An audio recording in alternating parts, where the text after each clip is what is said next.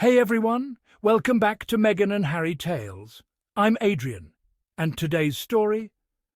This one's wild. According to the National Examiner, Queen Camilla is reportedly plotting to keep Prince Harry and Meghan Markle away from King Charles. Yep, the Queen Consort, at 78, is allegedly strategizing with palace insiders to make sure the Sussexes don't get anywhere near the royal threshold. And all this, just as the king is said to be keen on reconciling with his son. So, why the sudden scheming? Why the fear? And what does this reveal about the royal family's obsession with control? Let's get into it. A brief private meeting between King Charles and Prince Harry earlier this year sparked tension behind closed doors. What seemed like a hopeful reunion quickly became a source of anxiety for the royal establishment. The warmth faded, replaced by orchestrated distance. Who benefits from keeping father and son apart? Some point to the Queen at the King's side. This isn't just a family squabble, it's a chess match with succession and the monarchy's future at stake. The institution's carefully managed order depends on keeping certain members at arm's length. The narrative presented to the world is unity, but beneath the surface, exclusion and strategy rule. The controversy isn't just about hurt feelings, it's about a deliberate effort to keep Harry and Meghan on the outside. The palace's moves are calculated, protecting the new reign even at the cost of family bonds. Today we pull back the curtain on this royal chessboard. Let's examine the forces shaping the fate of a family and a monarchy. At the heart of this drama is Queen Camilla's quiet, strategic influence. After the king's meeting with Harry, Camilla reportedly discouraged further private encounters, citing the king's well-being. But insiders say this move built a wall around the king, consolidating Camilla's position and keeping the Sussexes at bay. Communication became formal, invitations vanished, and the distance grew. Camilla understands that proximity to the monarch is power, and she controls that access. By framing exclusion as care, she makes it nearly impossible to challenge her strategy. The result? Harry and Meghan remain firmly on the outside, their return to the inner circle blocked. The palace and press treat Meghan Markle with a scrutiny unmatched by any other royal.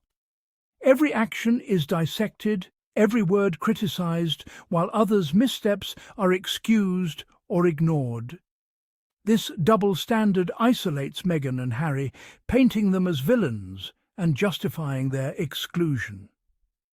The institution's PR machine feeds the public a simple story. The family is fine, but Meghan is the problem. The hypocrisy is clear. Major scandals are forgiven, but Meghan's charity work is weaponized against her. The goal delegitimize her so their voices can be dismissed. It's a classic character assassination, targeting a modern independent woman who refused to stay silent. Meghan's presence challenges the monarchy's traditions, and that's what some fear most. Behind every headline is the royal PR machine, shaping public opinion with strategic leaks. Select journalists receive stories that cast Harry and Meghan as antagonists, creating a feedback loop of negativity. Positive news about their charity work is downplayed, while conflict is amplified.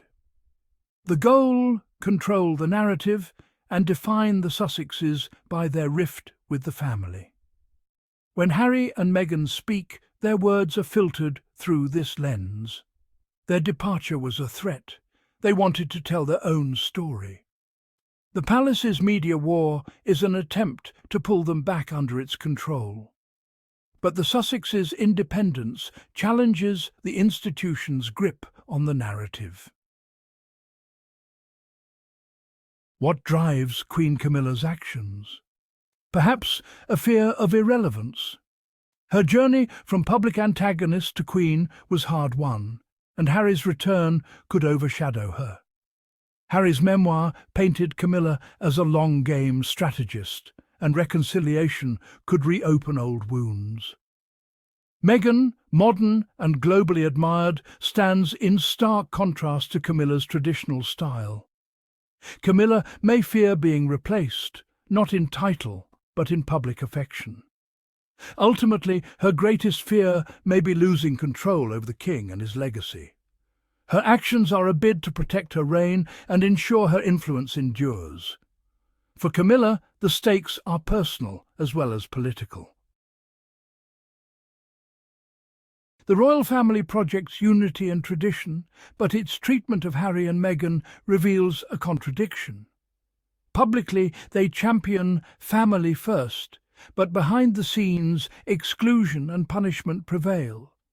The appearance of unity is prioritized over genuine connection. The institution values loyalty to the firm above loyalty to family. This rigid stance makes the monarchy seem out of touch with modern values. The public sees the gap between the fairy tale and the reality. By choosing strategy over compassion, the palace risks losing public trust.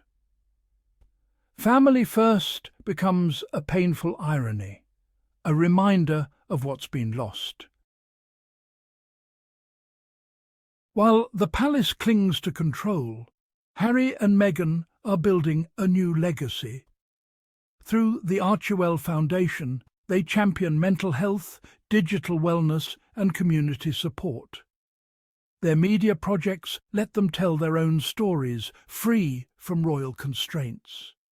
They've built a thriving, independent life, proving worth isn't tied to a title.